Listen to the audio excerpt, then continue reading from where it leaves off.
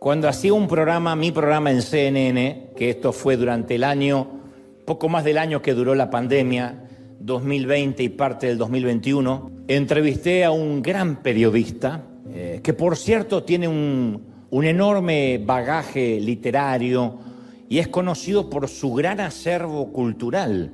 Es un gran profesional y además es conductor de radio, de televisión y es muy respetado en el medio. Y el hombre es aficionado al arte, al tango, a la literatura y además de ser un gran filósofo moderno ha escrito decenas de libros, ensayos que fueron grandes éxitos de ventas. Él se define a sí mismo como agnóstico, que no es lo mismo que ateo, agnóstico, que tal como lo describe la RAE, la Real Academia Española, no afirma la existencia o la inexistencia de Dios y no tiene una opinión concluyente de Dios porque considera que no hay evidencia suficiente ni para afirmar ni para negar la existencia de Dios. En palabras más simples, el agnóstico está ahí en stand-by, como diciendo yo estoy esperando hasta que me demuestren lo contrario. Ni cree ni deja de creer. Y desde aquella primera entrevista entablamos una linda amistad y de tanto en tanto a partir de esa entrevista en CNN nos volvemos a reunir, pero ya no para el público, sino de manera privada. Nos reunimos vía Zoom, que es la forma más práctica cuando estamos en países diferentes, para hablar acerca de la vida. Hasta tuvo la gentileza el hombre de ir a verme a mi conferencia cuando comenzó el tour presidente en el Luna Park en Buenos Aires hace como poco más de 2 años y medio.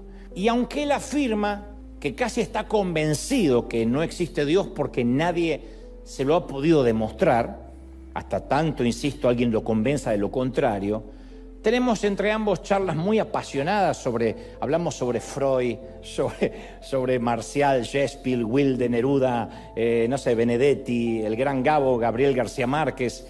Y con él yo me desasné y conocí a grandes filósofos, porque él es un gran lector de filósofos, Sócrates, Platón, menciona siempre a Aristóteles, Epicuro, Sartre, Tales de Mileto, que para mí eran chino básico antes de conocerlo a él. Y también, obviamente, hablamos de mi fe en Jesucristo. Yo lo escucho hablar de sus filósofos y cuando yo puedo meter algún bocadillo, hablo de Jesucristo. Y él con mucho respeto, porque él no le falta el respeto a mis creencias, ni a Dios, ni a Jesucristo, no lo descarta. Y siempre luego de esas pláticas, que por cierto, insisto, son muy profundas, ambos concluimos en cuánto nos falta aprender y que no tenemos todas las respuestas.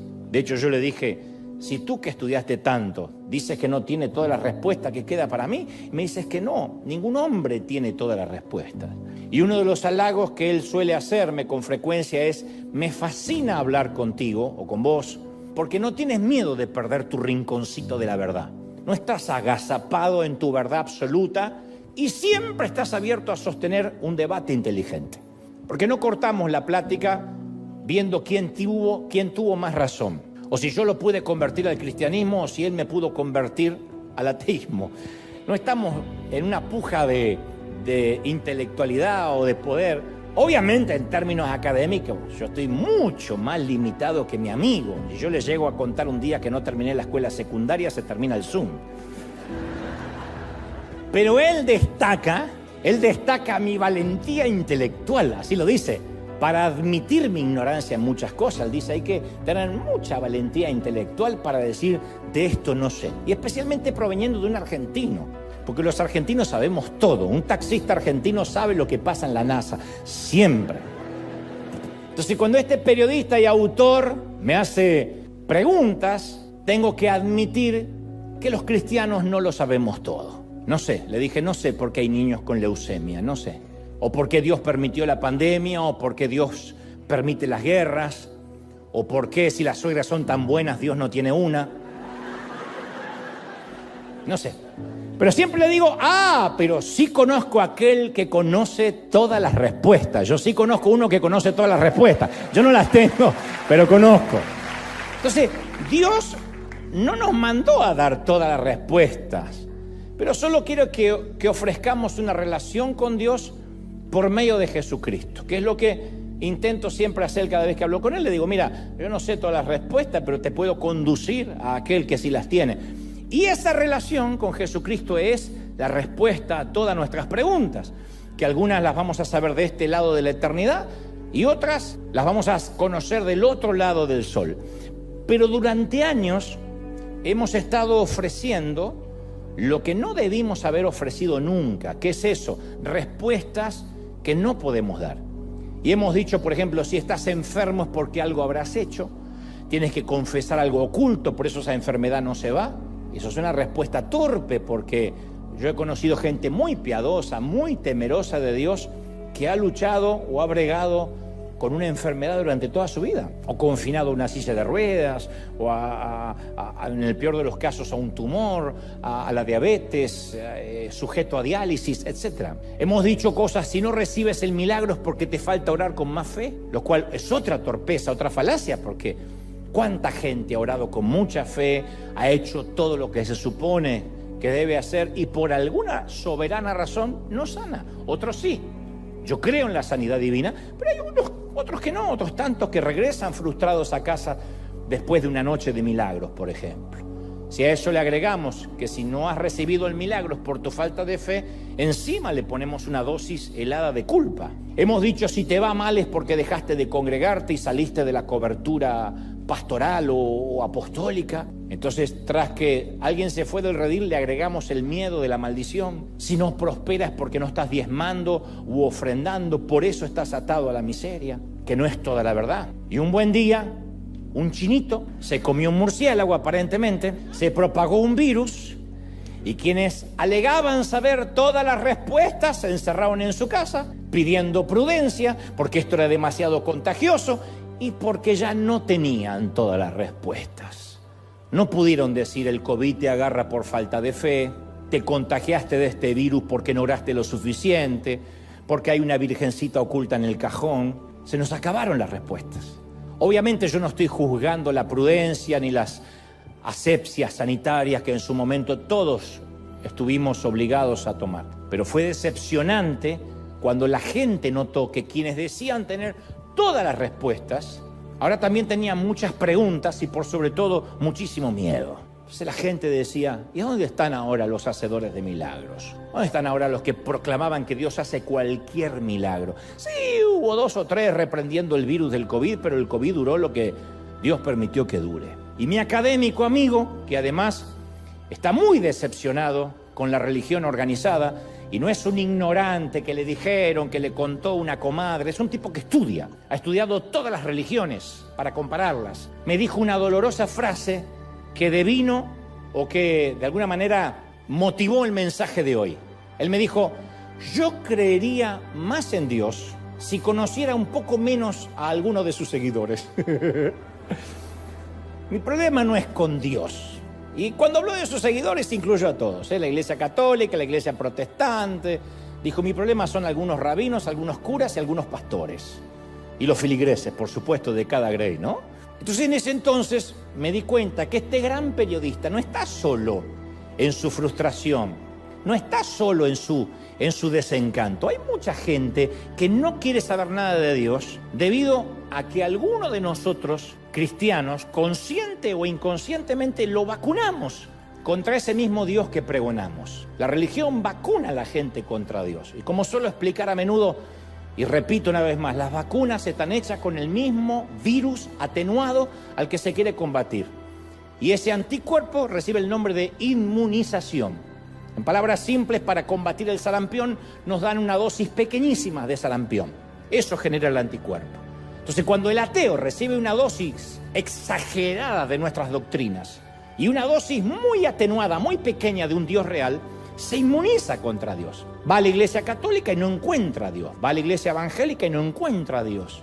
Entra a una sinagoga y no encuentra a Dios. Se encuentra con religiones, con ritos, con doctrinas, con lo que hay que hacer y lo que hay que dejar de hacer. Pero mi amigo, el periodista, insisto, no está solo en su desilusión. En los últimos años y especialmente luego de la temida pandemia, mucha gente se alejó de Dios y desertó de su fe a causa de sentirse decepcionado con otros cristianos o con la iglesia. Nunca ha habido un exilio tan grande de creyentes como fue luego de la pandemia. Mucha gente nunca más regresó. De hecho, aquí mismo en River hay gente que nunca jamás volvimos a ver. Se renovó, yo creo que más del 60% de la congregación. Hay gente que no regresó. Hay de los que podemos pensar de que quizás fue que se acostumbraron al streaming, se acostumbraron al domingo a hacer otras actividades, percibieron de que las amenazas de que les caería fuego del cielo por no congregarse no eran reales, decidieron irse a otro sitio, no lo sé. Pero hubo un exilio, un éxodo que terminó obviamente en un exilio, un éxodo gigantesco tras la pandemia. Hay una enorme diáspora de creyentes que ya no se congregan, que no se sienten cómodos, que se sienten decepcionados, y las razones por las cuales han decidido alejarse varían entre, por ejemplo, cuando más necesité de mi líder o cuando más necesité la contención de la iglesia, ni siquiera se preocuparon por mí. Solo estaban interesados en mi ofrenda o en mi diezmo. Pero nadie me llamó, nadie me visitó, ni hablar del que tuvo que despedir a un ser querido por el COVID y no tuvo la contención de la iglesia por normas legislativas o por desdén, no lo sé. Otros dicen, cuando me enteré que mi pastor tuvo problemas morales, o ni siquiera problemas morales, problemas en su matrimonio, yo ya no pude confiar en el Dios que él predicaba. O cuando me enteré que el pastor tenía problemas de rebeldía con sus hijos, supe que todo era una farsa. Otros dicen, yo crecí en la iglesia, pero después de ver cómo actúan algunos creyentes en las redes sociales, decidí que estoy mejor afuera. Hasta los inconversos son más respetuosos que algunos creyentes. Alguien me escribió hace relativamente poco y me dijo, mi padre nos crió de una manera rígida y nos obligaba a ir a la iglesia y a leer la Biblia todas las mañanas, y un día descubrimos que tenía una doble vida. Así que me fui. Cuando digo una doble vida no es que se vestía de Batman y salía a combatir el crimen, obviamente, ¿no? Así que me fui de la iglesia, dice esta señorita, porque me di cuenta que todos, incluyendo mi padre, son unos hipócritas. Alguien más dice, yo admiraba a mi líder de jóvenes hasta que salió a la luz que no vivía la vida que él mismo decía que todos debíamos vivir. Entonces la pregunta es, ¿por qué todas estas personas, que a diferencia de mi amigo periodista que se autodefine agnóstico, estas personas que algún día estuvieron comprometidas con Jesús, ahora están tan lejos de Dios, y algunos viéndome o mirándome con cierto recelo, diciendo, bueno, a este flaco más o menos me lo aguanto, pero no creo que alguna vez pise una iglesia? Como tantos fueron desilusionados, no por Dios, fueron desilusionados por otros creyentes, por otros cristianos. Ahora, convengamos que Pablo le escribe una carta a Tito en el capítulo 2 e implora, y dice, entre otras cosas, que los ancianos sean sobrios, que sean serios, prudentes, sanos en la fe, en el amor, en la paciencia. Luego dice, las ancianas asimismo sean reverentes en su porte, no calumniadoras, léase, no con espíritu de doña Florinda, no esclavas del vino, maestras del bien, que enseñen a las mujeres jóvenes a amar a sus maridos, a amar a sus hijos, a ser prudentes, castas, cuidadosas de sus casas, buenas, sujetas a sus maridos. No como esa que dijo, sujeta, le va a quedar así, si me falta el respeto. Sujetas a su marido. Y luego dice Pablo, esto quiero llegar, dice Pablo, le dice a Tito, para que la palabra de Dios no sea blasfemada. Entonces sí hay un efecto colateral, donde el mal testimonio termina implicando la palabra de Dios, para que la palabra de Dios no sea blasfemada. Y continúa, porque él no deja ningún estrato de edad fuera, dice Pablo, exhorta a los jóvenes que sean prudentes, presentándote tú, Tito, en todo como ejemplo de buenas obras, mostrando integridad, entereza, seriedad, de modo que el adversario se avergüence, ya dice otra vez, y no tenga nada malo que decir de vosotros. Esto coincide o es coincidental cuando la palabra dice, bienaventurados cuando hablen mal de ti, mintiendo, no diciendo la verdad. O sea, que el diablo no tenga nada para decir de ti, lo dice Pablo. En otras palabras, a través de los años hemos hecho caso omiso a estos consejos Y es por esa razón que mucha gente todos los días se aleja más de Dios, porque nos miran a nosotros y nosotros vamos a ser la única Biblia que algunos lean en toda la vida. Nuestros vecinos, la única Biblia que van a leer es nuestro comportamiento, si sacamos la basura correctamente, si saludamos. La única Biblia que van a leer algunos compañeros de trabajo es nuestra llegada temprano, nuestra ida cuando tengamos que irnos, nuestra manera de tratar a las autoridades. Somos una Biblia andante para mucha gente, un testimonio andante. Pero este mensaje no se trata de testimonio, lo que quiero hoy avanzar es en esto.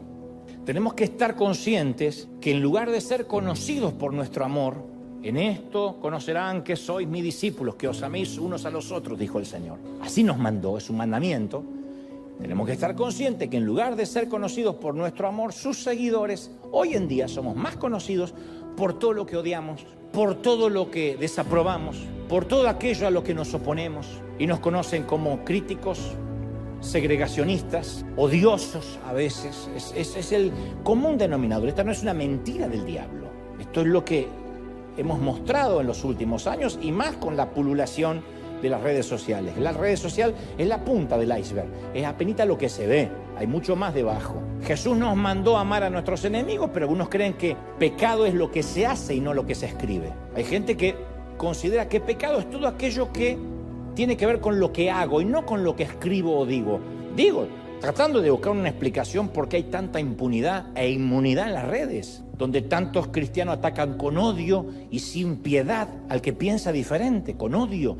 Vas a arder en el infierno, pero no solo a mí, a todo el mundo, a cualquier predicador, a cualquiera, vas a arder en el infierno, hijo de Satanás, hijo de Belcebú, perro. A mí me dicen perro mudo. Y eso que hablo, Jesús nos enseñó a ser pacificadores. Pero cuando uno sabe que hay un grupo de cristianos que van a protestar a una plaza pública en cualquier país en contra del aborto o contra el matrimonio igualitario o contra la inclusión de género, vamos a ver un grupo que expresa un antagonismo visceral, que gritan, que reprenden demonios, y si se le para a alguien que defiende el aborto enfrente, la atacan con todo tipo de epítetos o palabrotas descalificativas. Jesús dijo que aquel que esté libre de pecado puede tirar una piedra, el que esté puro, impoluto. Pero nos consta que hay ministerios completos que se dedican a desenmascarar gente, según ellos, a arrojar piedras a cualquiera que se atreva a pensar diferente. Y a todo esto se le suma que los evangélicos tenemos la costumbre de pelear por quién tiene la verdadera franquicia. Menos mal que Dios no nos confió McDonald's a nosotros, menos mal. Porque serían todas hamburguesas diferentes. Y decimos, no, en aquella iglesia tienen una versión de la Biblia errónea. Leen la NBI y hay que leer. Todo el mundo sabe que Dios quiere que leamos la Reina Valera. ¿Quién dijo? No, en aquella iglesia tienen un estilo de música que no le agrada a Dios. Porque hay gente que sabe qué estilo de música le agrada a Dios. Allá tocan rock, que es lo que Dios detesta. No, lo detesta que está viejo, no Dios. Aquel pastor abusa de los chistes de suegra cuando predica. Por eso Dios no lo bendice. En aquella iglesia no hacen énfasis en el evangelismo, por eso no crecen. Entonces alguien se encuentra con una iglesia que evangeliza mucho y dice, sí, pero no hacen seguimiento. No veo que consolidan a la gente, no practican el discipulado. Que por cierto, esos expertos en hacer iglesia suelen ser los mismos que no conocen el nombre del vecino inconverso que vive al lado. Y como le dijo Pablo a Tito, todo esto le da a un mundo escéptico o agnóstico como mi amigo periodista, más municiones, más armas para usar en contra del cuerpo de Cristo. Y dicen frases dolorosas como, yo conocería más a Dios si conociera un poco menos a sus seguidores. Ahora, yo no quiero hablar mal de los seguidores porque todos somos seguidores de Cristo. Pero no obstante, este es el punto. Posiblemente seas parte de ese enorme grupo de desilusionados por la iglesia. Entonces quiero decirte que no estás solo. A Jesús tampoco le gustaba que la gente dijera una cosa y viviera otra. De hecho, lo confrontaba, le molestaba bastante y por eso lo confrontaba cuando él veía esa gente que nos desilusiona. A nosotros también lo desilusionaba a Jesús. Jesús los reprendió al menos en la palabra 7 veces a los líderes religiosos que decían vivir en santidad, pero que eran en realidad egocéntricos, petulantes, escondían un odio solapado. Y en una de esas reprensiones en Mateo 23, 27 le dice, ¡ay de ustedes! ¡Ay de ustedes! ¿Qué palabra es esa? ¡Ay de ustedes! Cuando mi mamá decía, ¡ay de ti, Dantecito! Yo sabía que estaba condenado al escobazo. Yo ya sabía. Y Jesús decía, ¡ay de ti! ¡Ay de ustedes! Escribas, fariseos, hipócritas. Hipócritas eran los actores que podían cambiar de máscara en el teatro griego, y él usó esa palabra para exponerlos, mostrarle los hilos del espectáculo que estaban montando. Hipócritas, que son semejantes a tumbas blanqueadas. Por fuera están luciendo hermosos, por dentro están llenos de huesos de muertos, pútridos, de líquido cadavérico, de inmundicia. Así usted también, que por fuera quieren parecer justos delante de los hombres, por dentro están llenos de hipocresía, están llenos de iniquidad. Así les predicó el Señor. Él sabía que eran pecadores, pero le exasperaba el constante intento de estos tipos de encubrirlo y barnizar el exterior con un exterior falso. Entonces Jesús siempre mostraba una gracia infinita para cualquier pecador que buscaba perdón. Nunca vamos a ver a Jesús enojado con una prostituta, o enojado con un ladrón, con un cobrador de impuestos en aquel momento, o enojado con un pagano, ni con un centurión. Nunca. Nunca perdía los estribos por muy pecador que fuera el que estaba enfrente de él. Pero tenía tolerancia cero para los hipócritas. A los hipócritas es como algunos ven los argentinos, como el chicle, ni lo escupen ni lo tragan. Y por si alguno queda con alguna duda diciendo, bueno, a lo mejor Jesús tuvo un mal día, les dijo, serpientes, camada de víboras, ¿cómo creen que van a escapar del juicio del infierno? Con razón los llevaron a la cruz. Entonces, si alguna vez, esto es lo que quiero dejar claro, te sentiste frustrado, decepcionado, asqueado por cristianos que dicen una cosa y viven otra, Jesús entiende completamente tu sentir. Bienvenido a la vida fariseica. Él lo vio y lo asqueó. De hecho, Jesús condenó la hipocresía de manera contundente, como no condenó ninguna otra cosa, ningún otro pecado, al menos de esa manera explícita. Y como suelo decir, en cualquier mensaje, a mí no me gusta que nos quedemos solo con el diagnóstico o con la patología, sino que también me gusta avanzar con la terapia. Me gusta que se vayan felices, no que digan, sí, la verdad que somos todos unos hipócritas. Me gusta que se vayan, no felices, pero esperanzados de que hay cura, de que hay sanidad. Entonces, dicho esto, hay 4 puntos que me gustaría que veamos juntos. En primer lugar, por nuestra salud mental, por nuestra salud emocional. Tenemos que entender que no todos los que asisten a una iglesia son cristianos. Y esta palabra va para los que están desilusionados con algunos cristianos o desilusionados con algunos líderes. Ni siquiera todos los líderes de iglesia son cristianos. Porque venir a los servicios no nos hace cristianos, ni tener estudios bíblicos, ni bautizarnos, ni adorar, ni predicar nos hace necesariamente cristianos. Así lo describe Tito capítulo 1 versículo 16. Profesan conocer a Dios. Profesas el arte de predicar. Predican conocer a Dios, pero sus hechos lo niegan. Hablan de Dios, pero sus hechos, su vida, los expone. En la parábola de Jesús a las cabras y a las ovejas en Mateo 25:31, vemos que tanto las ovejas como las cabras responden al rey con la misma pregunta. Señor, ¿cuándo te vimos preso, desnudo o hambriento? Pero nota que dicen Señor. No dicen, ¿y tú quién eres? Le dicen, Señor, ¿cuándo te vimos hambriento, preso, desnudo? Tanto las ovejas como las cabras. ¿Cuál es la diferencia? Las ovejas mostraron evidencia de la obra de Jesús en sus vidas, mientras que las cabras no lo hicieron, pero ambos reconocieron a su Señor. Entonces, en primer lugar, no todos los que nos decepcionan son necesariamente cristianos. Aunque se congregan, aunque lleguen 20 años, hay gente que se bautizó y dejó la lengua afuera, por eso es chismosa, porque la lengua no se le bautizó. Habría que hacerle un bautismo de lengua. Bautizarla en un vaso. Y sí, hay gente que se bautiza y es miserable, mente de ratón en cuanto al dinero. Todo quiere que sea gratis, porque ahora la salvación es gratis, todo es gratis, porque cobran y porque hay que pagar y porque quieren que le den Biblias gratis, que le den o si es posible, un subsidio de por vida y le paguen el sándwich para que venga a la iglesia. Y es gente que se bautizó todo menos la billetera, es así. Entonces, no todos los que están en la iglesia son necesariamente cristianos. En segundo lugar, en la iglesia abundan, de esto hemos hablado, los niños inmaduros. Son cristianos, el otro grupo, pero hay muchos niños inmaduros. Jesús siempre se acercaba a las personas como estaban en el momento, y todavía lo hace. No espera que crezcamos para que a partir de crecer nos convirtamos a Él. Nos acercamos como estamos.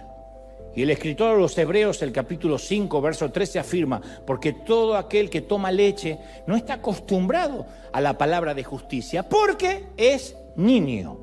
No dice porque es un mundano, porque es niño. Pero el alimento sólido es para los adultos, los cuales tienen la práctica, tienen los sentidos ejercitados para discernir entre el bien y el mal.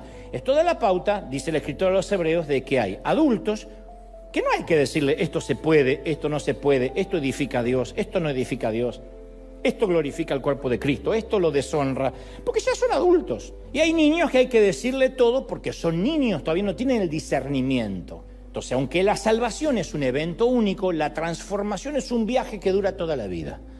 Todos estamos siendo transformados todo el tiempo. El Espíritu Santo puede llegar a nosotros, ¡boom!, de una manera instantánea. Pero el cambio se da día tras día con Cristo.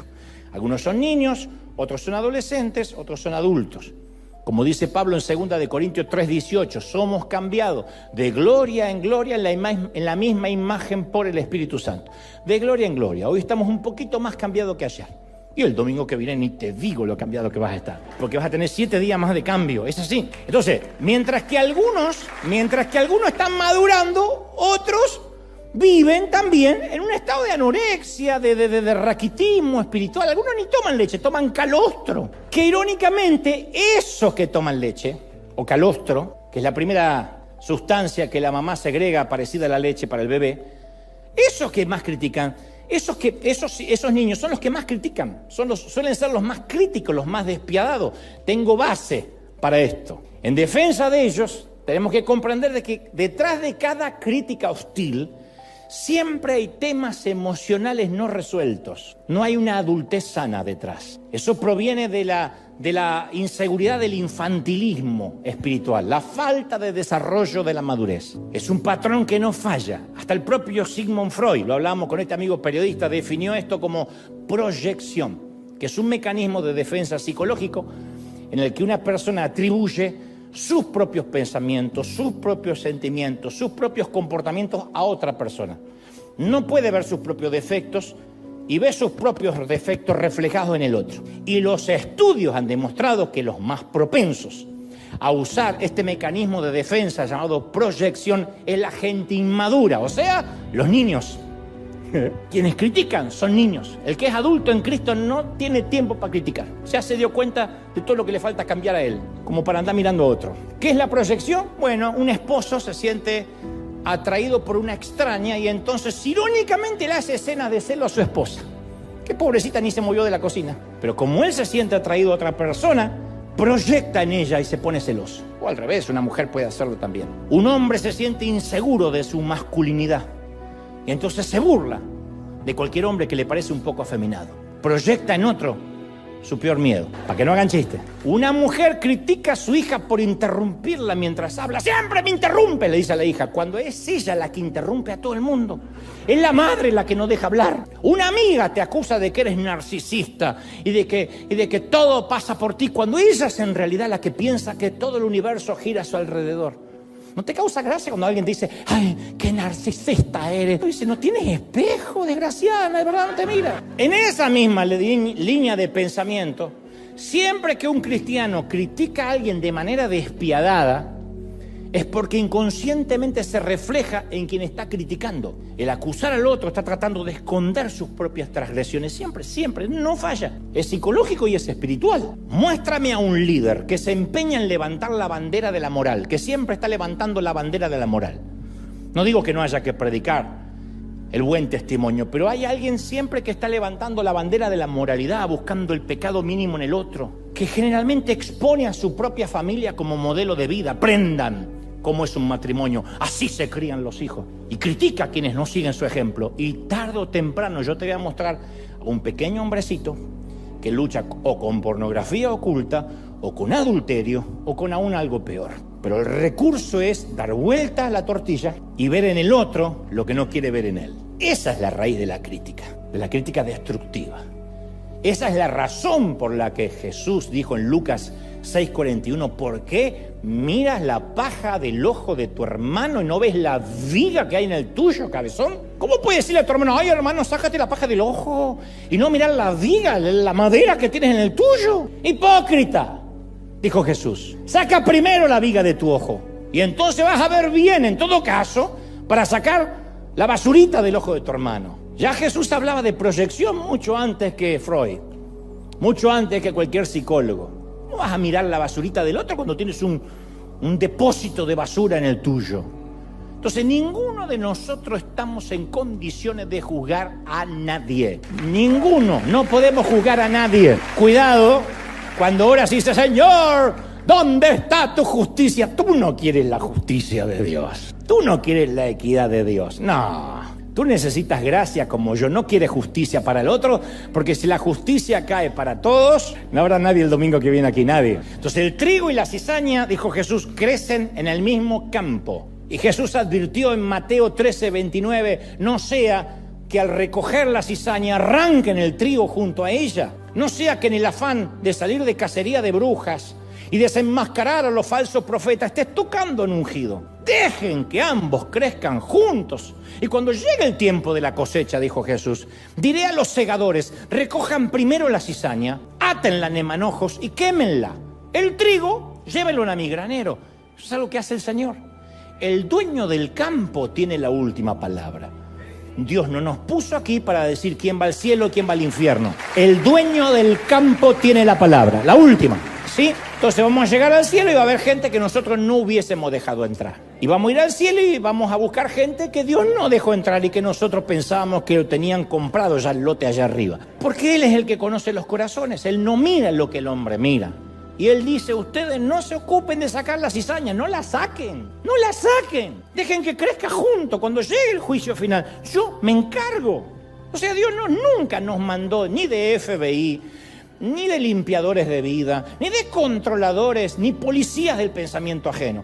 Dios nos dijo, dejen crecer juntos, todo, sí, trigo y cizaña. Entonces, hay creyentes que no son realmente creyentes y se congregan, y hay creyentes que son niños. Eso lo tenemos que tener muy claro. Tercer lugar, la iglesia está compuesta también por gente mal enseñada. Mi mamá me solía decir, maleducado. Y yo le decía, ¿y quién me educó? El insulto era para ella, no para mí. Entonces, aclaro, la etimología es, la iglesia está llena de gente mal aprendida y también mal educada y mal aprendida. Tenemos que reconocer que en nuestros fundamentos de la fe, puede que haya grietas causadas por creencias defectuosas. Y para esto voy a decir lo que me dice mi amigo a mí.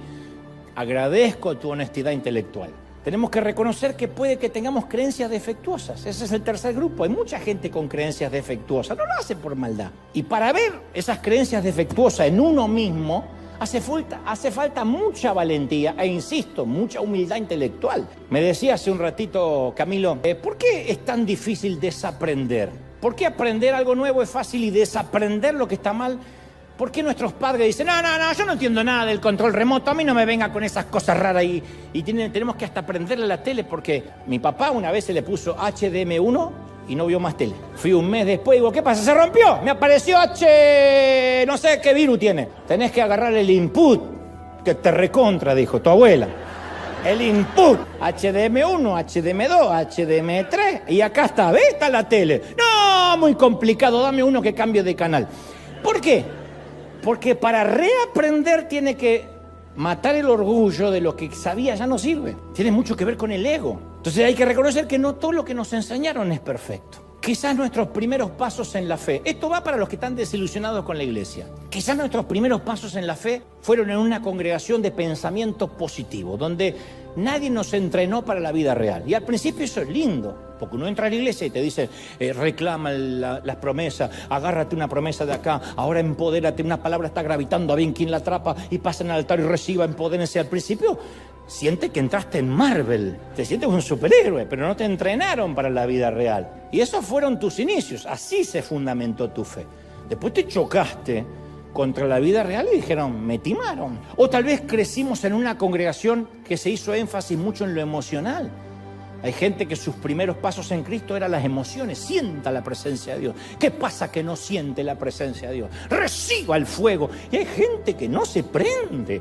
Hay gente que es leña verde. Mi papá era uno de esos, alemán, imagínate. El pastor le decía, reciba. Él ponía el pie así, sin tu abuela me voy a caer. Sí, yo no siento nada. Y la gente que va a esas iglesias emocionales, hay algunos que se frustran y otros que no, que les encanta. Y pasen al altar y sienta la chiripiorca de la unción y emborráchese. Y claro, no está mal, no estoy haciendo un juicio de valores. Lo que digo es que no nos enseñaron a madurar en una fe más adulta. Entonces después, durante la semana, nos sentimos ese fuego y entonces nos frustramos y decimos, me timaron la iglesia, Dios me defraudó. Dios no te defraudó, nos vendieron humo, pero Dios no nos defraudó. Yo en mi caso crecí en una congregación atizada por el miedo. Así que me adoctrinaron que no podía ver televisión porque me iba al infierno, todo me iba al infierno. Jugar cartas no podía, escuchar música secular, bailar, ir al cine, hacerme tatuajes, jugar o mirar fútbol. Meterme en la misma piscina que el sexo opuesto. Íbamos de campamento, se metían solo las mujeres. Las condenadas tenían el mejor sol. Cuando nos metíamos nosotros ya hacía un frío. Y encima, quién sabe si orinaban dentro de nosotros. Pero siempre que salían había más agua. No podíamos leer historietas. Yo era fanático de las historietas, me encanta dibujar. No podíamos leer ni el pato. Se predicaba esto, aunque no lo crean.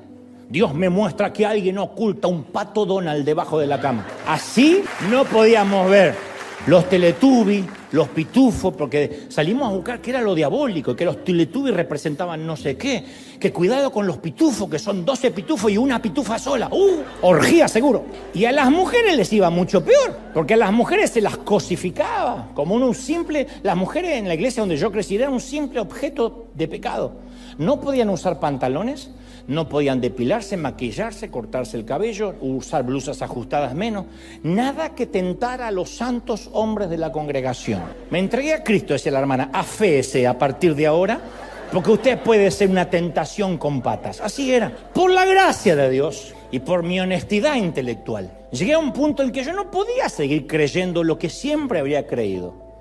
Y comencé a replantearme mi fe ingenua de la infancia. ¿Qué era cierto y qué no lo era? Y esta es la pregunta medular del mensaje hoy. ¿Qué hacemos cuando nos damos cuenta que la fe que construimos no es tan correcta, no es tan sana, ni tan sólida como suponíamos? Yo te voy a decir lo que podemos hacer. Usamos el maravilloso arte de derribar. Demolición. ¿Qué haríamos si descubriéramos que nuestra casa tiene algunos problemas? En alguna habitación las maderas están podridas, la cañería está defectuosa, hay una grieta en los cimientos. Y de pronto la casa que nos hacía sentir seguros, que era una extensión de lo que éramos, el hogar ya no es lo que pensábamos que era. ¿Y qué hacemos entonces? Demolemos.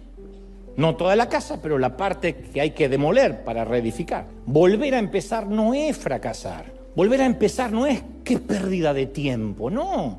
Volver a empezar es concederse una nueva oportunidad de ver a Jesús con ojos nuevos y no a través de la religión. Eso es volver a empezar, ¿sí? Ahora, nosotros solemos pedirle a Dios que haga algo nuevo. No hay nadie que alguna vez no haya dicho, Señor, haz algo nuevo en mí. Había una canción que decía, toma mi vida y hazla de nuevo. Siempre decimos, hazme de nuevo como el alfarero. Y cuando Dios dice, bueno, entonces para hacerlo nuevo tengo que romper lo viejo, no se asusta. No, pero tampoco rompas lo viejo. Entonces, solo porque seamos cristianos no significa que no tengamos que actualizar, refinanciar nuestra ingesta de fe. Si uno no refinancia el tipo de alimentación que recibimos, vamos a morir antes de tiempo. Es como querer hacer un viaje largo con un combustible mediocre. Hoy en día no nos podemos alimentar como nos alimentaban nuestros padres. Y a ver si coincidimos. Mi mamá, todo era pobreza en casa, todo tenía que durar. Con el mismo aceite se freía todo el mes. Mi mamá decía, saca el aceite de freír. El aceite de freír no era un frasco que decía aceite para freír. Era el aceite que habíamos freído 34 días. Era alquitrán, algo negro. Metías la carne y la carne decía, no, por favor, así. No salía empanizada, salía embarrada la carne. Aceite en cantidad industrial, fritura, así. Se comía y era lo que había, no había alimento transgénico, ni orgánico, nada. Hoy en día las enfermedades han ido aumentando. Entonces, si uno no refinancia la ingesta y dice, a ver, no puedo seguir comiendo como comía hace 30 años atrás, porque si no me voy a morir. Bueno, lo mismo en términos espirituales. Y muchos de nosotros creemos que Dios nos dé algo nuevo, pero no les permitimos que arrebate lo viejo. Queremos quedarnos con lo viejo, pero queremos lo nuevo. Y no se puede traer muebles nuevos si están los modulares viejos. Jesús dijo en Marcos 2:22, nadie echa vino nuevo en odres viejos, porque el vino nuevo rompe el odre, se pierde el vino, se pierden los odres. Así que nadie echa vino nuevo en odres viejos. Y parte de dejar lo viejo, es algo conocido como nuestro filtro, con ese sesgo cognitivo que llaman los psicólogos, en palabras simples, que todo lo procesamos, todo lo que vemos y lo oímos lo procesamos a través de nuestra realidad subjetiva. Los cristianos solemos compartir un filtro en común, todos, que es así es como me lo aprendí o como me lo enseñaron. Así es como yo di mis primeros pasos de fe. Punto. Eso es algo que compartimos todos. Así es como me lo enseñaron. Y si nosotros no demolemos algunas tradiciones, van a terminar socavando todo lo que hagamos, todo lo que pensemos, porque ese va a ser el filtro. Ahí es cuando la iglesia nos decepciona. Pero nos decepciona porque tenemos un filtro. Decimos, pero esto no es lo que aprendí. No, no es lo que aprendimos. Es más, yo predico muy poco de lo que aprendí, porque de lo que aprendí, insisto, era el miedo al infierno. Así se predicaba en las plazas cuando yo era chico. ¡Arrepiéntate como en los días de Sodoma y Gomorra! Había un loco que gritaba así, la gente decía, Satanás, y se iba. En el amor, en la ecuación no había amor. Yo no digo que el infierno no sea real, lo que digo es no podemos meter a la gente a la iglesia por miedo a lo que hay afuera. Entonces, como repito hasta el cansancio, una mitad del crecimiento espiritual consiste en aprender lo que no sabemos. La otra mitad consiste en desaprender lo que creemos saber, sin tocar las bases. Pero por desdicha, como te dije recién, desaprender es el doble de difícil que aprender. Y los analfabetos de este siglo no son los que no pueden leer y escribir. Son aquellos que no tienen la capacidad de desaprender y aprender. Hay cosas que con mi edad, yo no soy un viejo de 90, yo ya no llego. Tu abuela, ya vas a tener que... Hay cosas a las cuales yo ya no llego. No, pero hay cosas que yo ya no puedo desaprender. No puedo. En términos de la vida, no en términos de la Biblia. Hay cosas que ya tienen que ver con mi edad. Me cuesta ver ciertas películas actuales porque no las entiendo, y no es que necesariamente son películas torpes o idiotas, es que a lo mejor yo estoy acostumbrado a otro tipo de cinematografía. Tengo recuerdos del recuerdo. A veces cometo el error de decir, quiero que vean esta película que está buenísima, que de chiquito, y a los 10 minutos me da vergüenza de lo que veía cuando yo era chiquito. Pero una vez que uno quiere aprender algo, ya no quiere desaprenderlo. Una vez que creemos algo, ya no queremos no creerlo. Entonces es más difícil sacar de la mente viejos pensamientos que poner pensamientos nuevos. Y ese es el desafío que enfrentó Jesús. Si uno analiza las enseñanzas de Jesús, vamos a ver que su objetivo principal era la demolición. El sermón de la montaña fue demoler y demoler y demoler. Demoler el viejo aprendizaje. Ustedes han oído que se dijo, mas yo digo. ¡Ay! Terrible. Estaba diciendo, derribemos creencias incorrectas para construir nuevas creencias que son verdad. Estaba desinstalando conceptos viejos con verdades nuevas. Pero es más fácil, oigan esto, encontrar algo incorrecto en lo nuevo que admitir que hay algo incorrecto en la vieja manera de hacer las cosas. Lo nuevo siempre tiene algo de incorrecto, pero ¿y lo viejo no tiene cosas incorrectas? Claro que sí. Pero decimos, es que yo soy fiel a la senda antigua. No, somos fieles a la cultura, no a la senda antigua. La fidelidad no consiste en defender una cultura. La fidelidad es la valentía de repensar, de demoler lo que haya que demoler, de ser autocríticos. Entonces es muy de sabios encontrar el valor de examinar nuestras creencias. A ver, ¿yo cómo nací? ¿En qué creo? Verificando si lo que yo creo se alinea con la palabra de Dios. Porque si me enseñaron que la enfermedad, desde un resfrío hasta un cáncer, es el producto de la desobediencia, de un pecado, voy a sufrir cuando me enferme, así me agarra un catarro. Entonces eso hay que desinstalarlo, porque no puede haber resurrección sin muerte, y no se puede reconstruir la fe sin antes demoler las creencias heredadas. Salomón dijo, hay un tiempo de derribar y hay un tiempo de edificar. ¿Por qué diría que hay un tiempo de derribar? Porque hay que derribar cosas. Para el crecimiento hay que derribar. Hay un momento que hay que sacar los pañales de casa. Y a menos que tenga un problema degenerativo o un problema de desarrollo, el niño va a dejar los pañales y eso es sano. Hay un momento que hay que sacar la cuna de la casa. Ya no duerme más en la cuna. Puede tener 40 años y dormir en la cuna. Se fue. Entonces, a veces asumimos que todas nuestras creencias provienen de la Biblia, pero probablemente heredamos creencias de otras personas, del primer pastor que tuvimos, de la cultura, y asumimos que provienen de la Biblia. Entonces nunca tenemos que perder de vista que somos personas imperfectas que aprendemos de otras personas imperfectas. Lo que yo digo acá no es infalible, porque yo soy imperfecto. Yo te digo lo que creo, Dios me dijo que te diga. Cada uno tendrá su tamiz, su colador, y retendrá lo bueno. No te gusta el chiste de suegra, lo dejas pasar, pero no por eso te vas a apartar de Dios. No son buenas las suegras, pero no por eso te vas a apartar de Dios. El tema es que un día empezamos a ver a Jesús con ojos nuevos. Y nos damos cuenta, por ejemplo, que durante años, vemos a Jesús con ojos nuevos y nos damos cuenta que durante años fuimos parte de una congregación que nos manipulaba para sacar dinero. Y hay aquí gente con $1,000 y alguien va a traer 10,000 al altar y no voy a empezar a orar hasta que esto no esté lleno de billetes. Y un día se nos abren los ojos. Y decimos, me decepciono contra Dios. No, estás creciendo. Otros nos damos cuenta que los líderes nos adoctrinaron con el miedo, con irnos al infierno, nos manipulaban, se metían en nuestra vida privada. Y nosotros servíamos en todas las actividades de la iglesia por culpa. O pertenecíamos a una iglesia. Un día nos damos cuenta que pertenecíamos a una iglesia, que el predicador nos decía qué podíamos ver en la tele, qué libro leer, si podíamos escuchar a tal o cual predicador, teníamos que pedirle permiso. O con quién deberíamos ponernos de novios. Incluso el pastor tenía que aprobar nuestra relación. Te gustaba una chica y el pastor primero tenía que aprobarla. No sé cómo la aprobaría, pero la tenía que aprobar. O nos percatamos que pertenecíamos a una iglesia en la cual no dejaban que ningún divorciado sirva a Dios, porque deshonraba lo santo. Pero por dentro conocíamos muchos matrimonios de líderes de la iglesia que sostenían una hipocresía. Entonces, ¿qué hacemos? Cuando se nos abren los ojos, ¿abandonamos a Dios? No, dejamos ir lo que no es verdad, demolemos. Donde hay termitas, en mi caso, criado en el legalismo extremo, tenía 3 alternativas, 2 difíciles. No, mejor dicho, 2 fáciles, porque no eran difíciles, las podía haber tomado rápido. 2 fáciles y una difícil. Lo diré otra vez, 2 fáciles y una difícil. Número 1, pude haberme apartado de la iglesia cuando abrí los ojos, alegando que el evangelio me decepcionó, como hacen tantos. No me congrego más porque te manipulan con el miedo.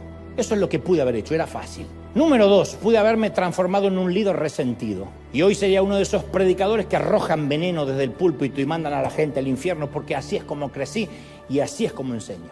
Y número 3, que es lo que Dios me ayudó a hacer y fue más difícil, demolí lo viejo y construí una fe nueva, más fuerte, basada no en lo que mis padres creían, ni en lo que me enseñó la iglesia de la infancia, sino en lo que dice la Biblia. Y me deshice de lo tóxico del moho y empecé a ver a Jesús de vuelta. ¿Es maravilloso, sí o no? Pero mucha gente, en lugar de desechar lo malo y conservar lo bueno, lo tira todo, incluso lo que es verdadero. No me congrego más, la iglesia me decepcionó. La iglesia no te decepcionó, Dios no te decepcionó. Entonces, cuando derribamos lo viejo, ¿cómo construimos lo nuevo? Viendo a Jesús, dejando de ver a sus seguidores. Le dije a mi periodista amigo inconverso, tu problema es que miras mucho a los seguidores y poco a Dios. ¿Y cómo uno mira a Dios? Bueno, es como cuando armamos un rompecabezas y no sabemos por dónde empezar. ¿Qué hacemos? Miramos la imagen de la caja y eso nos ayuda a entender cómo encajan las piezas. Generalmente damos vuelta a la caja y está la imagen.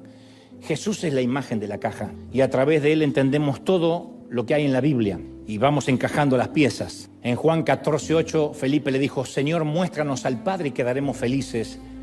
Y Jesús le dijo, he estado con ustedes todo este tiempo y no saben quién soy. El que me vio a mí, vio al Padre. Jesús le dijo, yo soy la imagen de Dios. Entonces, si llegamos a conocer a Jesús, conocemos a Dios. Cuanto más conocemos a Jesús, más conocemos a Dios. ¿Me siguen, sí o no? Cuando observamos la vida de Jesús, nos damos cuenta que era asombroso en su carácter, en su amor, en su comprensión, la forma que trataba a la gente con gracia, con ternura, el modo que veía al peor de los pecadores. Ahí está todo, cómo era Jesús, así es Dios. Tal cual es el Hijo, tal cual es el Padre. Entonces, repaso final. Número 1, en la iglesia no todos son cristianos. Número 2, en la iglesia abundan los niños inmaduros. Número 3, en la iglesia hay gente mal aprendida y mal enseñada. Y acaso lo más importante, en la iglesia, 4, todos estamos en proceso y somos imperfectos. Todos. Sí de qua non, todos. ¿Sí? ¿Ven? Para ser claros, ya no son ellos, ya no son los otros, somos nosotros. Y aunque cada vez es cierto, nos parecemos más a Jesús, a veces seguimos cayendo en pecado. Pecados más groseros, menos groseros, todos los pecados miden igual para el Señor. el homicida y el chismoso. ¿Amamos genuinamente a Jesús? Sí, pero en un momento de debilidad podemos decir alguna mentira para salir del paso o una palabrota. A veces traicionamos a alguien. Sí. Segunda de Corintios 4:6 dice que Dios ha hecho brillar su luz en nuestros corazones, pero tenemos este tesoro en vasos de barro. Y los Salmos 103:14 dice, Él sabe que somos débiles, porque sabe que fuimos formados del polvo y somos polvo. Entonces, por muy maduros que seamos, somos vulnerables. Y si alguien dice, no, yo no lo soy, eres más vulnerable todavía. Porque Proverbios 16:18 dice que la soberbia precede la caída. Entonces todos nos vamos a decepcionar unos a otros. Y aquel que diga, gloria a Dios que a mí la iglesia nunca me decepcionó, ya te vas a decepcionar, falta poquito. ¿Me vas a decepcionar a mí? Sí, cuando encuentres a un pastor mejor, cuando cambies de destino, cuando diga me voy del estado porque conseguí un trabajo mejor. Cuando decidas creer que Marcos Witt es más simpático que yo. Ay, por lo menos él canta. Sí, pero no es tan elegante. ¿Ven? Yo también voy a decepcionarte si algún día termina mi asignación, si Dios me hace partir a otro destino. Pero escucha esto, yo peco, tú pecas, todos pecamos, vosotros pecáis. Solo que tenemos la manía de ver los pecados ajenos. Y por eso nos decepcionamos. Alguien hace una mala maniobra en el tránsito, en el freeway, en la ruta, y casi hace que nos estrellemos. ¿Qué decimos? Una de dos. O es un imbécil, o va mirando el celular, o es un chinito. Pueden ser tres. Pero supongamos que alguien nos toca bocina porque nosotros hicimos una mala maniobra. ¿Qué decimos? Es que yo no lo vi al auto. Dios sabe que no lo hice a propósito. Iba orando. Otro sesgo se llama error fundamental de atribución, que significa que cuando nosotros pecamos, culpamos a las circunstancias. Estaba bajo presión, Dios sabe que pasé un tiempo difícil. Cuando otros pecan, culpamos su carácter.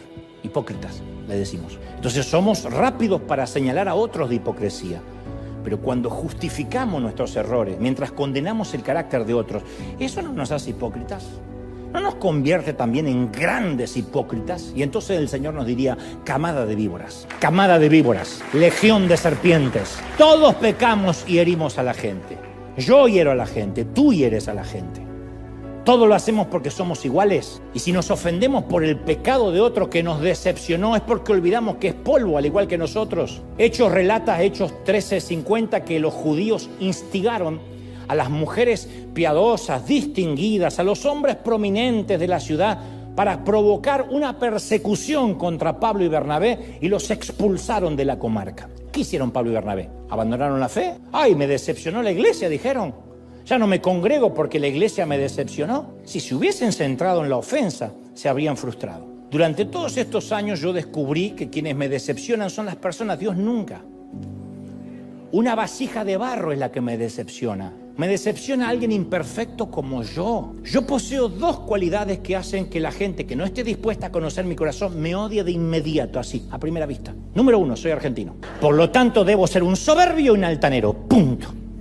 Número 2, estoy al frente de una gran congregación. Por lo tanto, debe ser un predicador de prosperidad. Punto. No hay más lugar para el debate. Y esas personas a las cuales le caigo mal, con tan solo verme, editan fragmentos de mensajes para validar lo que ya creen ellos de mí, que no va a cambiar, no van a cambiar de opinión. Y todos los días esas creyentes o no creyentes se levantan y dicen, ¿cómo puedo hoy ofender a Dante? El tema es que muchos deciden dejar de asistir a la iglesia cuando un cristiano hipócrita los ofende. Pero eso es una respuesta emocional que va contra la lógica.